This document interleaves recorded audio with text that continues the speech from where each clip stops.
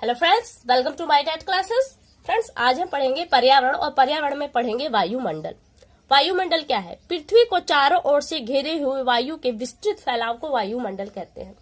वायु क्या है? वायु हमारे जीवन का सबसे बड़ा आधार है, क्योंकि वायु के बिना हम 5 मिनट 10 मिनट भी नहीं रह सकते। 1-2 दिन की बात ही है। और वायु है क्या? वायु बहुत सी गैसों का मिश्रण है। तो आइए देखते हैं कि वायुमंडल में पाए जाने जो महत्वपूर्ण गैसें हैं वो कौन कौन सी गैसें हैं। जिसमें हमारा सबसे अधिक मात्रा में है तो वो है नाइट्रोजन। नाइट्रोजन की जो मात्रा है 78.07% है। लेकिन आप कहीं पढ़ेंगे तो इसको सिर्फ इतना ही पढ़ेंगे, 78%। क्यों? क्योंकि सन्निकट मान के थ्रू हम इसको एकदम मोटे तौर पे पढ़ते हैं। हम अगर इसे कन्वर्ट करें यहाँ 1 में तो 1 के बाद ये, क्योंकि 5 से अधिक होगा तभी इसमें चेंज होगा, वरना नहीं। तो इसलिए हम क्या पढ़ते हैं, नाइट्रोजन की जो मात्रा है वो 78% है, लेकिन राइट जो है वो 78.07% है। ऑक्सीजन की जो मात्रा है वो 20.98% है। तो अगर इसे सन्निकट मान के थ्रू देखें तो ये आपका 21% हो जाता है। कार्बन डाइऑक्साइड की मात्रा देखिए 0.03% है। आप देख सकते हैं कि इसकी मात्रा जो है इतनी अल्प मात्रा है, लेकिन फिर भी पूरे पृथ्वी पर घमासान अगर किसी ने मचा रखा है तो यही एक गैस है जो ग्रीन हाउस गैस के लिए सबसे बड़ा इफेक्ट डाल रहा है। अगला पॉइंट देखिए, हाइड्रोजन। हाइड्रोजन की मात्रा है 0.01% है। और अन्य गैसें, इसी में हमारी बहुत सारी और गैसें हैं, जैसे ओजोन है, आर्गन है, ये भी कहीं ना कुछ मात्रा अल्प मात्रा में जरूर है। तो ये सभी गैसें जो अन्य गैसें बचती हैं वो 0.1% में आपकी जो अदर सभी गैसें बचती हैं वो आ जाती हैं। तो ये तो हमने देख लिया कि वायुमंडल में गैसों की मात्रा कितनी है। अब देखिए वायुमंडल की जो परतें हैं हम उन्हें देखते हैं। वायुमंडल की संरचना, वायुमंडल की जो संरचना है निम्न परतों में, इसकी 5 परतें हैं। इन 5 परतों में जो इम्पोर्टेंट बातें हैं वो हम इसे देखेंगे। तो आइए स्टार्ट करते हैं। अपना पहला जो हमारा होता है वो क्षोभ मंडल। क्षोभ मंडल क्या है? ये धरातल के सबसे नजदीक वाली परत है जिसकी ऊंचाई 18 किलोमीटर तक, यानी कि आप इस वक्त जिस सतह पे आप रह रहे हैं, यहाँ से अगर आप अपने से 18 किलोमीटर की ऊंचाई तक जाएंगे तो आपको क्षोभ मंडल ही मिलेगा। इसके बाद हमारा दूसरा मंडल आ जाता है जिसका नाम है सप्ताप मंडल। इस मंडल को संवहन मंडल के नाम से और अधोमंडल के नाम से भी जाना जाता है। यानी कि अगर प्रश्न बनता है तो आपसे संवहन मंडल भी डाल सकता है और अधोमंडल भी, इसलिए ये नाम याद करना आपके लिए जरूरी है। आगे है सभी मौसमी घटनाएं, यानी कि जो मौसमी घटनाएं होती हैं, आंधी का आना, तूफान चलना, बारिश पड़ना, ओले होना, चक्रवात वगैरह जो भी घटनाएं होती हैं, प्राकृतिक घटनाएं, वो सारी क्षोभ मंडल में ही होती हैं। और कहा जा रहा है कि इस मंडल में ऊंचाई के साथ साथ तापमान बढ़ता है। जैसे जैसे आप अपनी सतह से ऊपर की तरफ जाएंगे तो 165 मीटर की ऊंचाई तय करने पर आपको 1 डिग्री सेंटीग्रेड तापमान कम मिलेगा। और यहाँ से जो इस मंडल से जो प्रश्न बनता है वो ये प्रश्न बनता है कि सारी मौसमी घटनाएं, जैसे हमने कहा ना कि बिजली का कड़कना, वर्षा होना, जलवाष्प वगैरह जो भी घटनाएं हैं वो किस मंडल में होती है, तो आपका आंसर होगा क्षोभ मंडल। यहाँ से केवल यही एक प्रश्न बनता है। अगला देखिए हमारा है समताप मंडल। यह वायुमंडल की दूसरी परत है और जिसकी ऊंचाई कहाँ तक है, 18 किलोमीटर से जब आप ऊपर जाएंगे और 50 किलोमीटर के बीच में इसकी ऊंचाई है, यानी कि समताप मंडल है। और इस मंडल में ओजोन गैस की एक परत पाई जाती है। ओजोन गैस जो CFC से बहुत ज्यादा प्रभावित हो रही है, और ओजोन गैस जो अल्ट्रावायलेट किरणों को पृथ्वी पर आने से रोकती है, जिससे हम बहुत सारी बीमारियों से बच जाते हैं। ओजोन गैस आपके किस मंडल में पाई जाती है, ये प्रश्न यहाँ से बनेगा तो आपका बनता है समताप मंडल में। और ओजोन गैस को प्रभावित करने वाली कौन सी गैस है, तो वो है CFC। ठीक है फ्रेंड। अगला पॉइंट देखिए, वायुयान उड़ाने के लिए यह सर्वाधिक अनुकूल मंडल है। यानी कि यहाँ पे कोई भी मौसमी घटनाएं नहीं होती, जिसकी वजह से वायुयान उड़ाने के लिए बहुत ही अनुकूलित मंडल माना जाता है। तो यहाँ से आपके 2 प्रश्न बन गए कि ओजोन परत किस मंडल में पाई जाती है, और वायुयान के लिए उड़ाने के लिए कौन सा मंडल सर्वाधिक उपयुक्त होता है।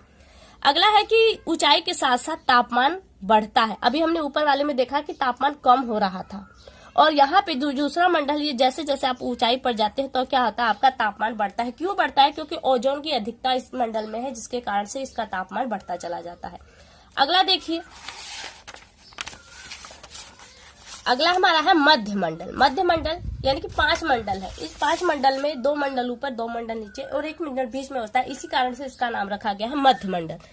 यह वायुमंडल की तीसरी परत है जो 50 किलोमीटर से स्टार्ट होती है, क्योंकि हमारा समताप मंडल था वो 50 किलोमीटर तक। तो 50 किलोमीटर से ऊपर 80 किलोमीटर के बीच की जो दूरी है, इसमें आपका मध्य मंडल रहता है।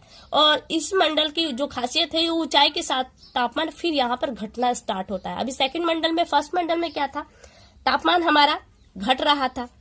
दूसरा तापमंडल में तापमान हमारा बढ़ रहा था, और यहाँ पे आप देखिए कि तापमान फिर स्वतः ही यहाँ घट रहा है, जो तीसरा मंडल है। चौथा मंडल देखिए आयन मंडल। यहाँ क्या है, गैसें जितनी ऊंचाई पर पहुंचती हैं उतनी ज्यादा विरल होती जाती हैं। तो ऐसा होता है क्या, उनके जो कण है, वायु के जो कण है, उन पे आवेश आ जाता है, जिसके कारण इसे आयन मंडल कहता है। जैसे कि इन आवेशों को आयन कहा जाता है। आयन होने के कारण इस मंडल को ही आयन मंडल कहा जाता है। जो इस मंडल की ऊंचाई है वो 80 किलोमीटर से 400 किलोमीटर के मध्य में है और अत्यधिक ऊंचाई पर पहुंचते पहुंचते गैसों के कणों में विद्युत आवेश आ जाता है, जो हमने कहा ना आवेश आ जाता है, जिन्हें आयन कहा जाता है और इसी कारण से इस मंडल को आयन मंडल कहा जाता है। और जो संचार उपग्रह हमारे वो इसी मंडल में बिठाए जाते हैं, क्योंकि संचार यहाँ पे आयन होने के कारण ये संचार प्रणाली को रिटर्न, जो यहाँ से तरंगे जाती है उनको वो रिटर्न भेजता है, जिसके कारण से यहाँ पे हमारे जो संचार प्रणाली की व्यवस्था है वो बहुत ज्यादा विकसित हुई है। अगला पॉइंट है कि ऊंचाई के साथ तापमान बढ़ता है। अभी कहा था हमने कि जो तीसरा मंडल था हमारा, देखिए हमने यहाँ पे तापमान गिरा था, लेकिन फिर चौथे मंडल में आपका तापमान क्या हो रहा है, बढ़ रहा है। ये ध्यान दीजिएगा, पहले मंडल में तापमान गिरेगा, दूसरे में बढ़ेगा, तीसरे में फिर घटेगा, चौथे में बढ़ेगा। अब देखिए पांचवा मंडल हमारा है क्या, बाह्य मंडल। बाह्य मंडल कहाँ से स्टार्ट होता है, वायुमंडल की सबसे अंतिम परत है और जो 400 किलोमीटर की ऊंचाई तक है। और इसके बाहर का जो क्षेत्र है वो अभी क्लियर नहीं है, लेकिन बहुत से जो हमारे खगोल शास्त्री उन्होंने कहा है कि 1000 किलोमीटर तक इसका आवरण पाया गया है बाह्य मंडल का, बट क्लियर नहीं है अभी। तो यानी कि 400 किलोमीटर के बाद का जो रेंज है वो हमारा बाह्य मंडल होता है और इसकी कोई ऊपरी सीमा निर्धारित नहीं है, लेकिन अभी कहा कि बहुत से भूगोल शास्त्रियों ने 1000 किलोमीटर तक माना है और कहा जा रहा है कि हाइड्रोजन हीलियम गैस की प्रधानता होती है इस मंडल। आइए इसे एक बार चित्र के माध्यम से समझ लेते हैं। ये देखिए मेरे पास एक चित्र है, जो हमने अभी पढ़ा है उसका पूरा ब्यौरा इसमें है।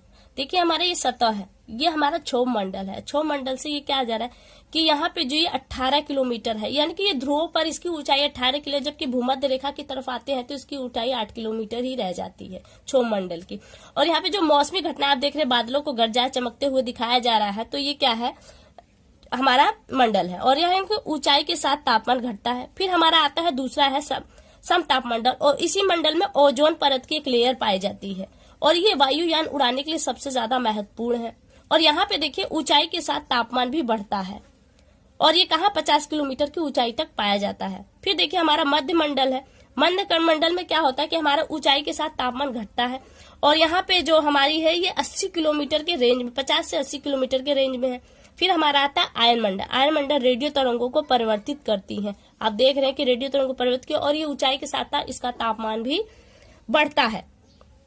आगे हमारा जो लास्ट में आता है वो बाह्य मंडल है, जिसकी सीमा 400 किलोमीटर के ऊपर है, लेकिन कहीं कहीं इसको निर्धारित किया गया 1000 किलोमीटर। और यहाँ का जो टेम्परेचर दिखा रहा है वो तापमान 1000 डिग्री सेंटीग्रेड से अधिक रहता है, यानी कि टेम्परेचर बहुत ज्यादा हाई है। यानी कि पांचवा मंडल में भी अगर हम देखें तो हमारा टेम्परेचर जो ऊपर जा रहा है और 400 किलोमीटर के ऊपर इसका रेंज है। तो फ्रेंड्स उम्मीद करती हूँ कि ये जो मैंने बताया वो भी आपको समझेगा और ये फिगर आपके लिए बहुत इंपॉर्टेंट, क्योंकि जो बातें मैंने यहाँ पे कही वो बातें इस फिगर में इतनी दूरी में ही सजो दी गई है।